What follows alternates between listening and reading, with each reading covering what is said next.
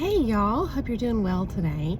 So in today's message, I wanted to first share with you some ideas I have for future episodes. These are things that have just been on my mind and my heart, and but I really want to spend some more time with some of them. And I just had another something that came to me today that I felt like it was just the right one to share with you all. So that's how I made my decision. Sometimes it's just intuitive, and so it's a hard lesson to learn sometimes, to follow our intuition, but it's so important. So some future episodes will be regarding synchronicity, which is very interesting to me. Another thing that's been on my heart lately is just gentleness, and how a lot of us may have grown up in an environment that felt very harsh. We may have normalized just a harsh environment, like energetically speaking, and it may have been normalized by our families perceiving strength as being brash or harsh in some way. And so we may have felt this void entering into our adulthood, and not being able to really identify it because we have not really understood that we were neglected in that manner, that we didn't have just gentleness be a part of our childhood. And I think that children need that, and I think even as adults, sometimes we can mistakenly associate gentleness with weakness, when in reality it's more like being meek, and that is going to play a part into our message today.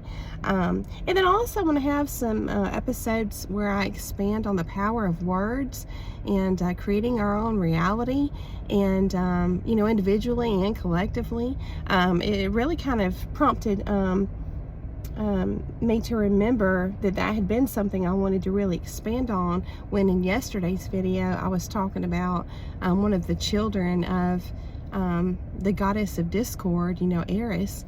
One of her children's names was meant or translated to making oaths, right? And how that can actually sow seeds of discord in our life. And I think that sometimes, the way I'm going to tie this in is that, we may not understand that, even the Bible, even though it says there's power in the tongue, and that we really need to guard our thoughts, and our mind.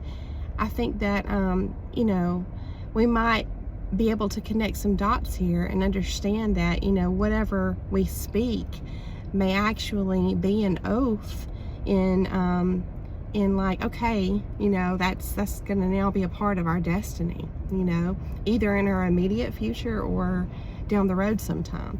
And so those are just some really interesting topics for me, and I just like to explore that in the future. So I'd love to hear your thoughts on that, if you have any, in the comments section. But today, excuse me, there was a verse that just I was reminded of, and so I feel like it was meant for me to expand on it and share with you all. And I did pull a lesson away from it, and I'm going to share that with you all, and I hope it's beneficial for you, regardless of your beliefs. Okay, so again, I just always encourage you to apply your own filter, your own perception lens to everything I share, so that hopefully it'll just get the wheels turning for you and be inspirational and encouraging and motivating for you. So all right, here we go. The Bible verse is in Matthew, and we're going to actually read this whole chapter, okay? But the Bible verse, actually, I'm thinking of it. I don't know where this Bible verse is. I'll have to look and drop it in right here. But this is going to be illustrated in what I'm going to read to you in Matthew chapter 4. But the verse is essentially, resist the devil and he will flee. Resist the devil and he will flee. And this is illustrated by Jesus's actions in Matthew chapter 4. I want to pause and share with you some discrepancies towards the end of this chapter that are really interesting based on the different translations. Okay, so I'm going to be reading from this Bible, the King James Version, the Word Study Bible by Thomas Nelson. And the title of this chapter is The Three Temptations of Jesus. So it says, excuse me, then was Jesus led up of the Spirit into the wilderness to be tempted of the devil. Okay, now I want you to notice Spirit here is capitalized. Okay, so Spirit led Jesus up, okay, into the wilderness to be tempted of the devil. Okay, and then it says, and when he had fasted 40 days and 40 nights, he was afterward hungry, or a hungered, it says in this translation. And when the tempter came to him, he said, if thou be the Son of God, command that these stones be made bread. But he answered and said, it is written, man shall not live by bread alone, but by every word that proceedeth out of the mouth of God. I want us to really pay attention to what was said to Jesus and how he responded, because we're going to learn from this, okay? Because this same spirit that is shown in this chapter by the devil can present itself in our lives through people that we interact with, okay? And it reminds me of what I want to discuss with you in the near future. It reminds me of the trickster archetype. Okay, people who are trying to, trap us, set snares before us conversationally, where, if you're just not on guard and prepared, if you're just, just conversing just openly and, not being very aware and paying attention because you're suspicious. In other words, I think sometimes we trust just naturally without recognizing that we're trusting. And we're open in that manner, even within conversation. But when you've experienced gaslighting and blame shifting and being psychologically abused, essentially, it teaches you to pay attention anytime you have to engage with someone like this in conversation. So we're going to be learning from the example set forth here in this chapter, okay? So I found that really interesting. Okay, so verse 5 says, then the devil taketh him up into the holy city, and setteth him on a pinnacle of the temple, and saith unto him, if thou be the Son of God, cast thyself down, for it is written, he shall give his angels charge concerning thee, and in their hands they shall bear thee up, lest at any time thou dash thy foot against a stone. Jesus said unto him, here's the reply, it is written again, thou shalt not tempt the Lord thy God. And then it says, again, the devil taketh him up into, now this is interesting, just a side note here, it doesn't say onto, it says into. And not only is this in the King James Version, but also in the Geneva Bible, which is from, I believe, 1599. It's really interesting. And this is something I want to explore further. It's just some of the origins of these specific words that are chosen to use in the Bible in these earlier translations. I feel like you get closer to the truth when you stick to particular versions of the Bible, particular translations, because really and truly, I'm sure if you've done any research at all, you've noticed this, just changing out one word in a verse can make all the difference in the meaning. So I just found that really interesting that it said, again, the devil taketh him up into an exceeding high mountain, and showeth him all the kingdoms of the world, and the glory of them, and saith unto him, all these things will I give thee, if thou wilt fall down and worship me. And then saith Jesus unto him, get thee hence, Satan. Now, I want to pause here before I go further. So there is a difference here between, in verse 10, between the King James Version and the Geneva Bible, okay? So big difference. To me, a big difference. Could be, could indicate something really big, a big revelation. Okay, maybe not, maybe so. So here again it says, get thee hence, Satan. In the Geneva Bible, it says, avoid Satan. And if Jesus is telling the devil, which it keeps referencing the devil, lowercase, and then it says Satan with a capital S, right? So in one translation, it could mean that, he's talking to devil, addressing him as Satan. But then if you look at the Geneva Bible, that version, it's interesting because if he's telling the devil, avoid Satan, because the rest of it says, for it is written, thou shalt worship the Lord thy God, and him only shalt thou serve. It sounds like he's directing the devil to worship, God and not Satan, because he opens it by saying avoid Satan, which would indicate Satan is a different entity than the devil. Just kind of interesting here. I'm not saying that's, the truth. I'm certainly never trying to assert anything as an absolute. It's just interesting, just something to note. You know what I mean? But yeah, so, and it may be nothing. I don't know. And that's just a side note. But look at how he addresses him. Okay? It's important. Because then in verse 11 it says, then the devil leaveth him, and behold, angels came and ministered unto him. So he was tempted, multiple times. He had to resist him multiple times. And that's going to be at the heart of our message today. Okay? Is resisting the spirit, the same kind of spirit that the devil exemplified here in this chapter, okay? Because it does present itself in our life, and some of us have experienced what it's like to be to fall victim to, in conversation even, psychological abuse. And when you're subjected to it time and time and time again, especially over many years, it does affect you in many ways.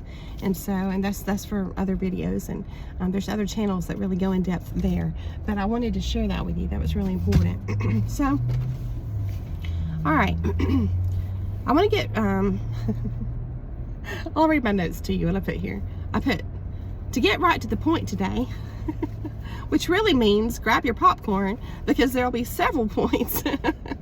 And it'll take me a minute to tie it together. Isn't that the truth, right? But it's in the details, isn't it?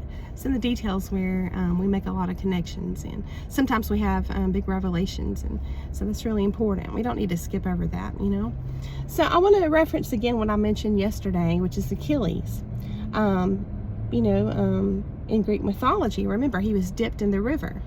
I think you pronounce it Styx, S-T-Y-X, right? And that made him strong and resilient, but also resistant, which goes back to that verse. And it's James, actually, in the Bible, James chapter 4, verse 7, where it says, resist the devil and he will flee.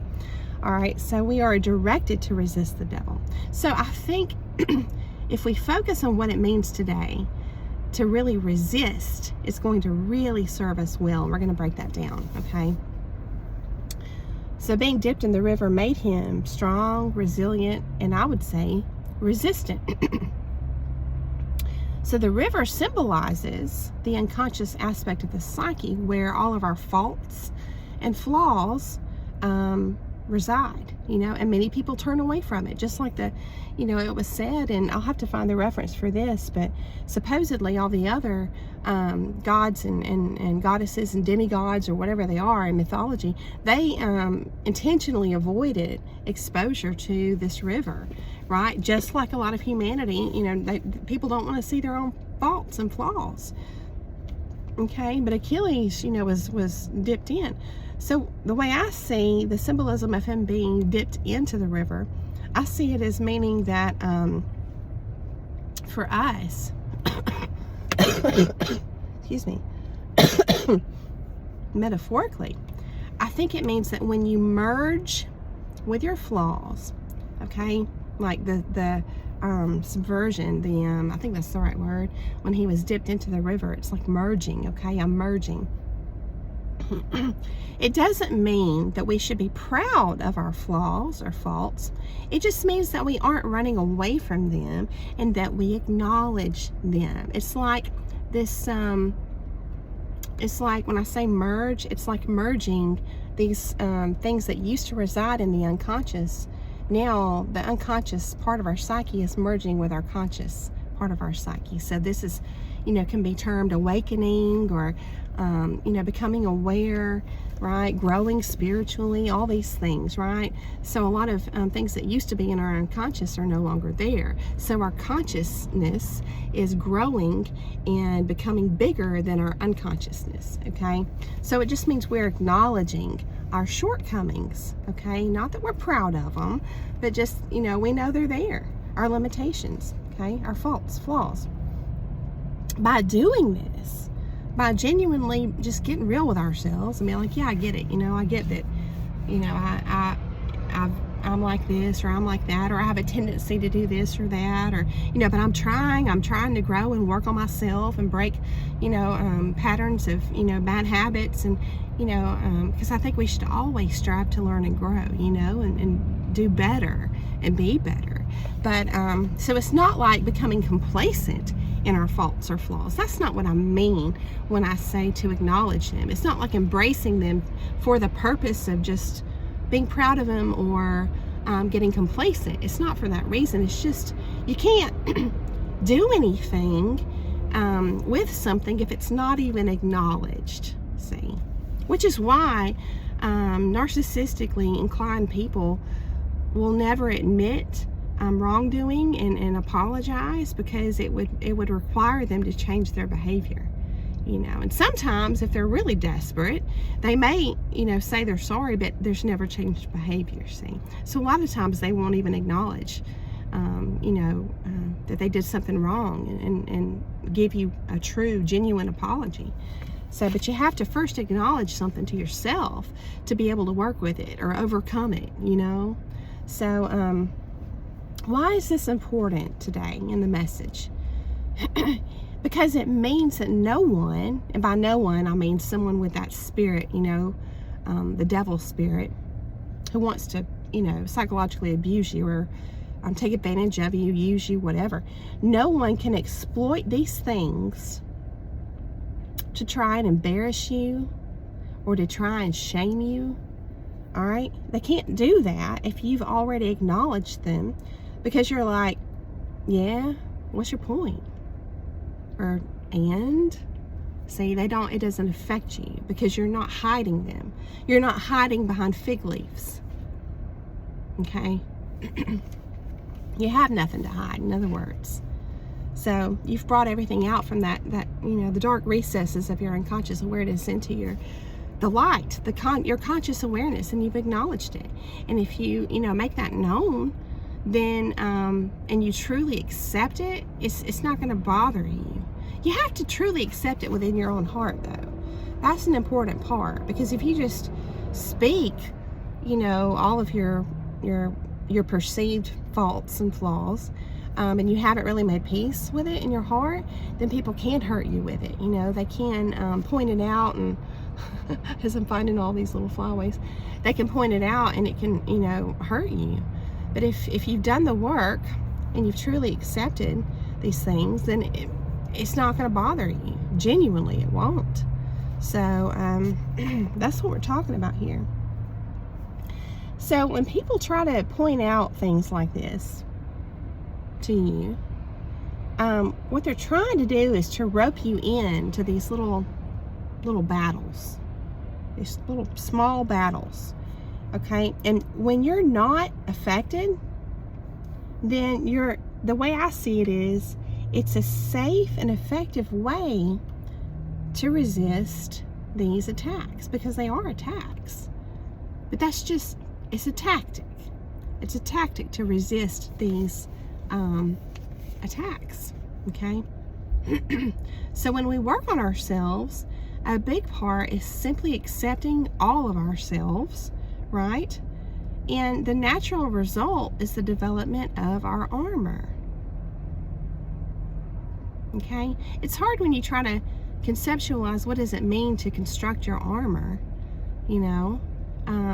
but if you view your armor as being what results from these other intentional actions, then it kind of all makes sense. It did to me anyway. That's how I view all this. All right? So it looks on the outside like humility or meekness, okay, when you're someone who accepts their flaws. But it's the most effective armor because we know that false, artificial strength is often the loudest. It's like it showboats, you know. It elevates itself and it will crumble, just like crumbs, you know, like breadcrumbs or whatever. Just, you know, at the slightest thing. I'm thinking about, excuse me. So I started, I used to wait tables at this Italian restaurant, y'all, and it was awesome. It's closed now. It was so delicious. In high school, it was my favorite place to eat. And we had, we would bring to every table this freshly baked bread, and it would be crusty on the outside, right? It would have this hard exterior, but when you would break it open, it'd be really soft on the inside, and you would just dip it into some olive oil with some black pepper and the mixture we would make back in the kitchen, and we would put it in these little shakers on the tables. Would be I can't remember if it was mozzarella or Parmesan cheese, but it was this, you know, dry cheese with basil and salt, and we would mix that together. And then a lot of people would just, you know, on their own, they would add the cracked black pepper into the olive oil, and just to dip that bread in there was so filling and nourishing and delicious. And I was reminded of it the other day, so I picked up some of this bread at the store. And so I just encourage you, if you have interest, to try it if you've never have, because it's awesome. But it's kind of like that. That's how I see people who try to give the appearance of being tough. People who, the ones I'm talking about in particular, are the ones who, you know, have a deceitful heart and, you know, try to take advantage of others and fake you off, like, you know, they hold all the power, and they try to intimidate you and embarrass you, or whatever they do through all these different tactics. But they have this hard exterior, right? But what happens when you break that bread? You know, it's really soft on the inside, right? And that outside exterior will crumble all to pieces. That's what I mean when I say it's, you know, when I'm comparing real strength, which in the Bible is explicitly explained as being meek, right? It's the meek who shall inherit the earth. They're the ones who remain, okay? It's not the ones who try to you know, put forth this this air of power and strength. That's false strength. It's not true. It's artificial. So that's what happens. That's how I view it.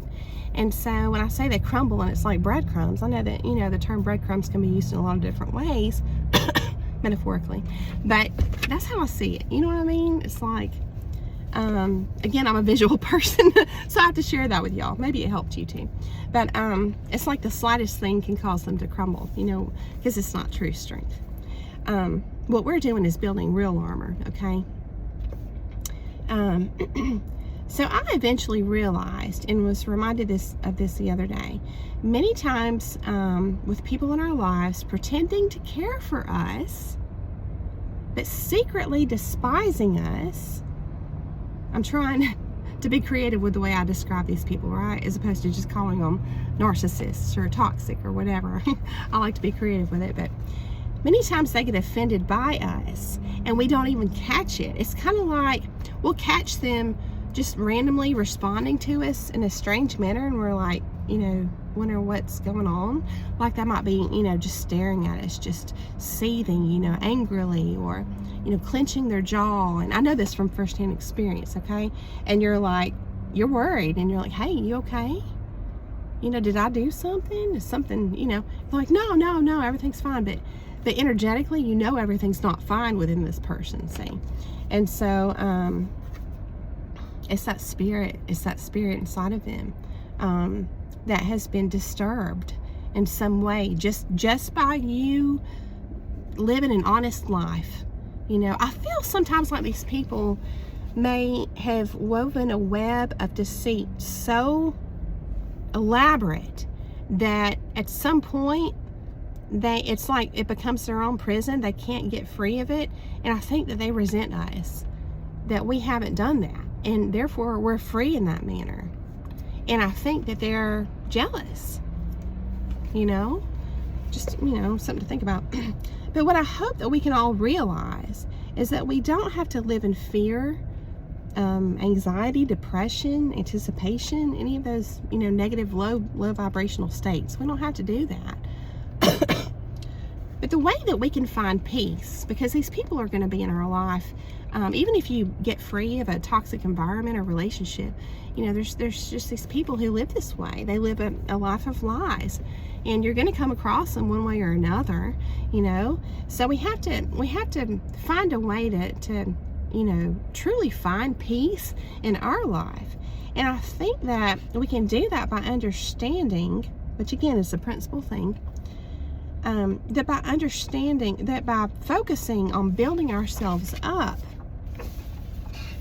through a beautiful paradox of accepting our shortcomings, we become armored by doing that. It brings us peace, okay?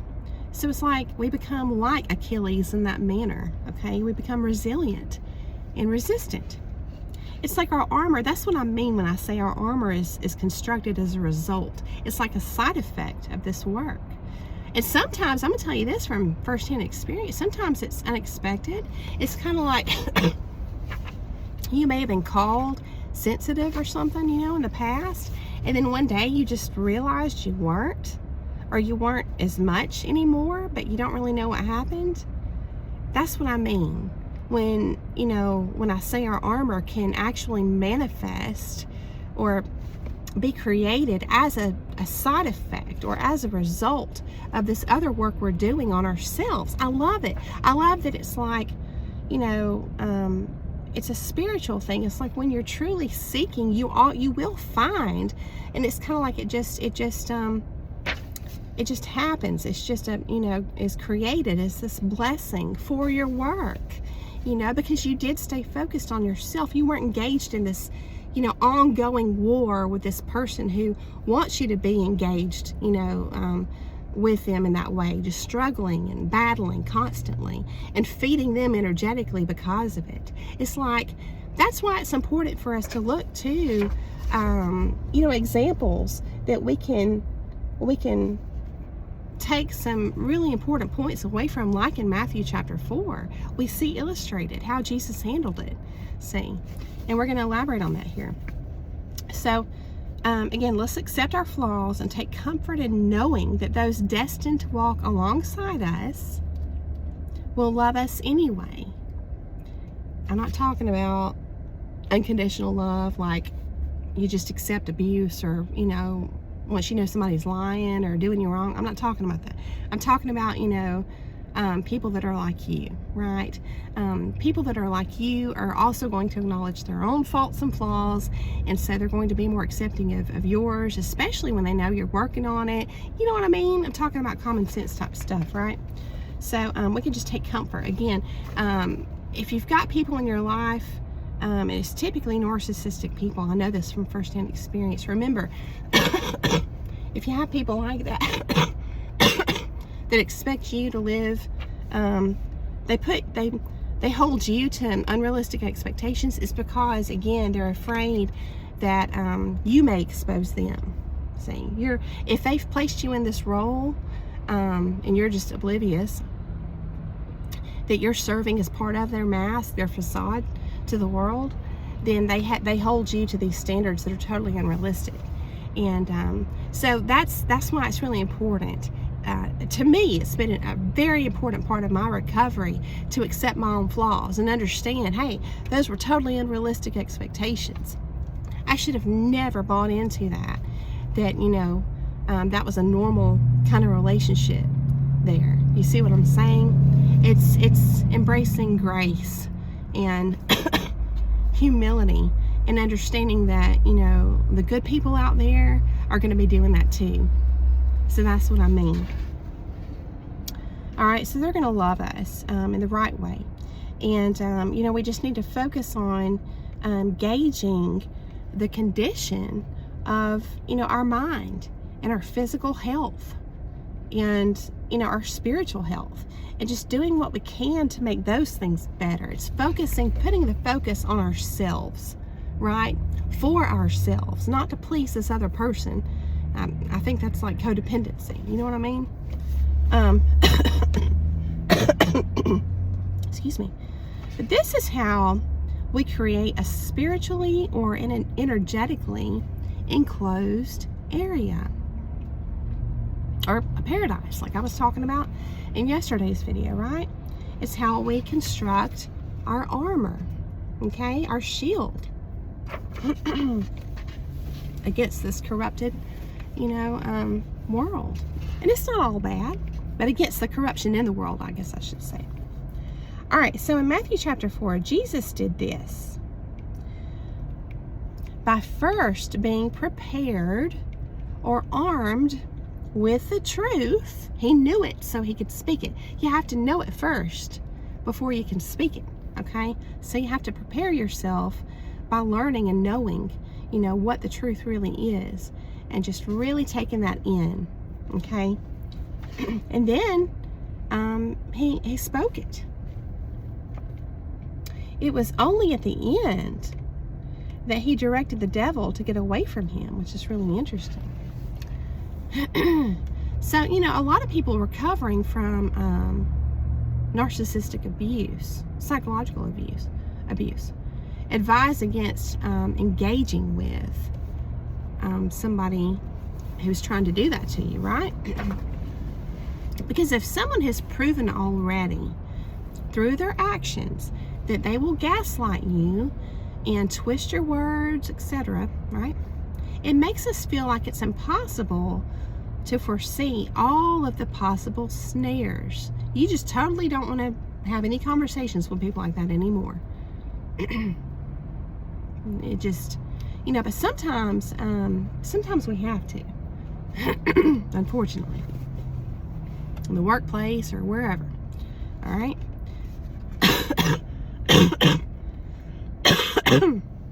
Excuse me, y'all. I'm getting better. So if the only words spoken, only when absolutely necessary to engage, are founded on real, verifiable truth, done in a way that these truths stand on their own, in their own presentation, then you're not really engaging. And this is what, to me, was illustrated in Matthew chapter 4 with how Jesus responded to the devil. He didn't react. He responded smartly. See? And he responded with truth. It was very intentional. And by doing that, I don't really view that as engaging. It's like by doing that, you might even say he's resisting engagement. See? But it worked. It worked. It's a subtle difference, but very important. So I just invite you to sit with it, to read it again, Matthew chapter 4, and different translations too, you know, and see what else you can get from it, like I did, you know, other rabbit holes to go down and research and stuff, interesting things. But I just encourage you to sit with it and really understand his example that was exemplified for us in that chapter. I think it'll be very helpful to you. It is for me. So anyway, in the end, keep focusing on you and people who you are energetically aligned with and adding to your library of indisputable truth. I think that will serve us very well. So I hope that you've enjoyed the message today. I hope you got something out of it. I hope it was encouraging and inspiring. And most of all, I hope that it got the wheels turning for you. So thanks again for coming along to hear the message. I hope that you have a beautiful day, and I'll see you again very soon.